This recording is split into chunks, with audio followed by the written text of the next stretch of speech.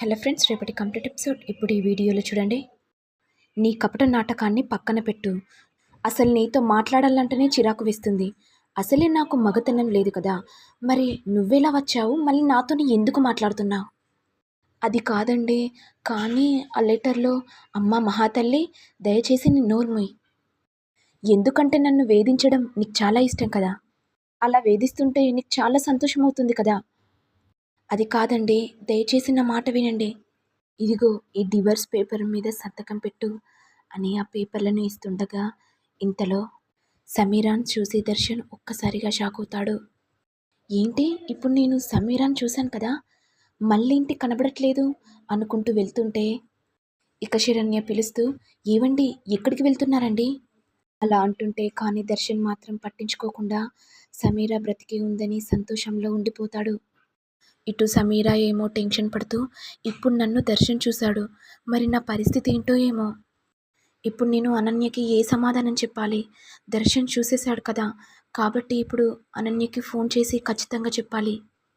ఇటు దర్శన్ ఏమో సమీర కనపడ్డ సంతోషంలో అటు ఇటు వెతుకుతూ ఉండిపోతాడు. ఇక సమీర టెన్షన్తో అనన్యకి ఫోన్ చేసి, దర్శన్ నన్ను చూసేశాడు, అసలు నువ్వు ఎక్కడున్నావు? నేను రామాలయం టెంపుల్లో ఉన్నాను. అసలు నువ్వు గుడికి ఎందుకు వచ్చావు? నీకు హౌస్ రెస్ట్ అని చెప్పాను కదా. ఒక్క వారం రోజులు హౌస్ రెస్ట్ ఉంటే సరిపోతుంది కదా, అప్పుడు దర్శన్ నీ సొంతం అవుతాడు. ఎంత పని చేశావు? తొందరగా వెళ్ళు దర్శన్కి కనబడకుండా అని శరణ్య సమీరాకు చెప్తుంటే ఇదంతా విని ఆనందభైరవి ఒక్కసారిగా షాక్ అవుతుంది. ఇక అనన్య మనసులో అనుకుంటూ, కొంపతీసి నేను మాట్లాడుకున్న విషయాలన్నీ ఈ ఆనందభైరవి వినేసిందా? ఏంటత్తయ్య, మీరు నా దగ్గరికి ఎందుకు వచ్చారు? ఏంటి, ఎవరితో మాట్లాడుతున్నావు? అంటే అది మా ఫ్రెండ్తో మాట్లాడుతున్నాను అత్తయ్య. అవునా, మరి గుడికి వచ్చాను, ఇంటికి వెళ్ళు ఏదో చెప్తున్నావు కదా. నాకు సమీర అనే గొంతు వినబడ్డది. నిజం చెప్పు అనన్య, సమీర బ్రతికే ఉందా లేదా? ఏంటత్తయ్య ఏం మాట్లాడుతున్నారు? అయినా సమీర ఎవరు నాకే తెలీదు. అసలు ఆమె మొహం ఎలా ఉంటుందో కూడా తెలీదు. అలాంటిది మీరు నన్నెలా అడుగుతారు?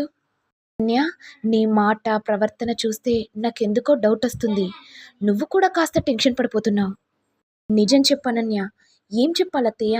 మిమ్మల్ని చూస్తే నాకు టెన్షన్ అయిపోతుంది. మీరేమో బేస్ చేసి మాట్లాడతారు, మరి నాకు ఇక్కడ టెన్షన్ అవుతుంది కదా.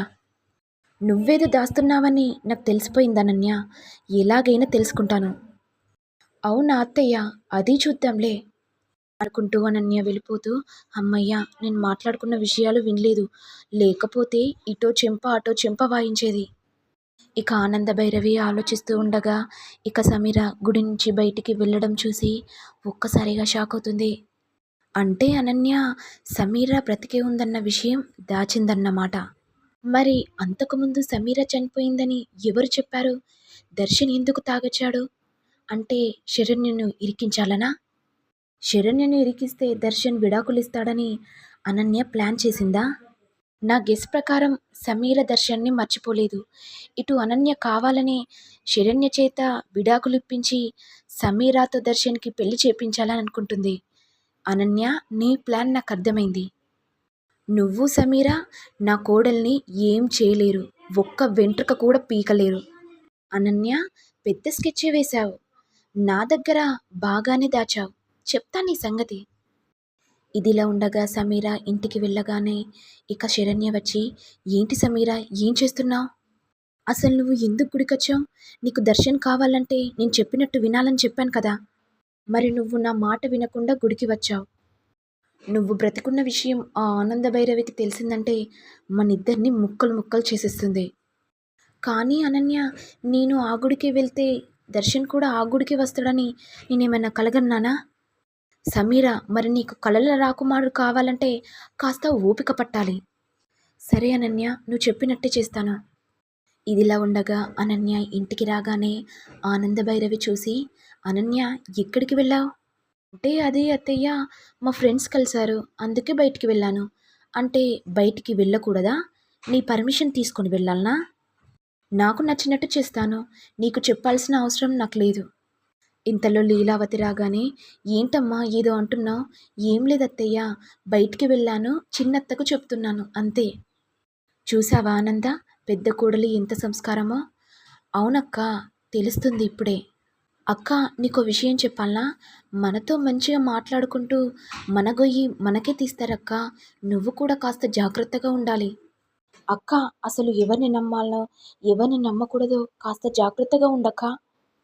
అప్పుడు అనన్య మనసులో, అంటే నాకే కదా చెప్తున్నావు?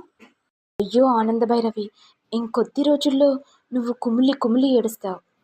ఇక ఇంతలో దర్శన్ రాగానే వెంటనే ఎవరికి తెలియకుండా శరణ్య దర్శన్ దగ్గరికి వెళ్ళి, మరిది గారు, నేను మీకు ఒక విషయం చెప్పాలి. మా చెల్లెని చూస్తుంటే మీకు కోపం వస్తుందని అర్థమైంది. నాకు తెలుసు మరిది గారు, మీరు ఎంత మంచి వ్యక్తో, ఎంత మంచి ప్రవర్తనో అనేది. కానీ శరణ్య ఎందుకు ఇలా చేస్తుందో అర్థం కావట్లేదు. ఏంటి మరిది గారు, ఎందుకు టెన్షన్ పడుతున్నారు? ఏదైనా విషయం ఉంటే నాకు చెప్పేసేయండి. మీ ప్రాబ్లంని నేను సాల్వ్ చేస్తాను. ఏం లేదు వదిన, చెప్పుకోవాల్సింది ఏం లేదు. అప్పుడు శరణ్య మనసులో, సమీర గురించైనా చెప్పొచ్చు కదా, ఇప్పుడు నేను ఏం చెప్పాలి? మరిది గారు, నేను మీకు ఒక విషయం చెప్పాలి. నాకెందుకో గుళ్ళో సమీర కనబడ్డట్టుగా అనిపించింది. అయినా అదంతా నా భ్రమ అనుకున్నాను.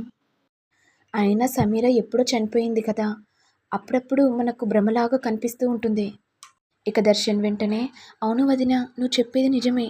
నాకు కూడా గుడిలో సమీర కనిపించినట్టు అనిపించింది. అంటే నేను చూసింది భ్రమనా? అవును మరిది గారు, ఎందుకంటే మీరు సమీరాని మర్చిపోలేక పదే పదే ఆలోచిస్తున్నారు కదా, అందుకే మీకు అలా కనబడుతుంది.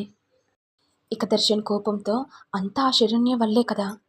సమీర చావు బతుకుల్లో ఉన్నప్పుడు నన్ను కలవరించింది, కానీ శరణ్య ఆ విషయం కూడా చెప్పలేదు. అందుకే నా జీవితం గురించి నేనే డిసైడ్ అయ్యాను. ఇక నాకు నచ్చినట్టుగా నేను బ్రతకాలనుకుంటున్నాను వదిన. ఏంటి మరిది గారు, ఏం మాట్లాడుతున్నారు? అవును వదిన, మీ చెల్లకు నేను విడాకులు ఇవ్వాలనుకుంటున్నాను. కానీ మరిది గారు, ఒకసారి ఆలోచించండి. ఆలోచించాల్సింది ఏమీ లేదు వదిన అనుకుంటూ దర్శన్ వెళ్ళిపోగానే ఇక అనన్య బాగా నవ్వుతూ ఉంటుంది. ఆనంద భైరవి ఇక ప్రతిరోజు ఏడ్చుకుంటూ ఉండమ్మా అనుకుంటూ ఉంటుంది. మరి నెక్స్ట్ ఎపిసోడ్లో ఏం జరుగుతుందో చూడాలి. మరి మీకు వీడియో కనుక నచ్చినట్లయితే లైక్ చేయండి, షేర్ చేయండి, సబ్స్క్రైబ్ చేయండి. Thank you all.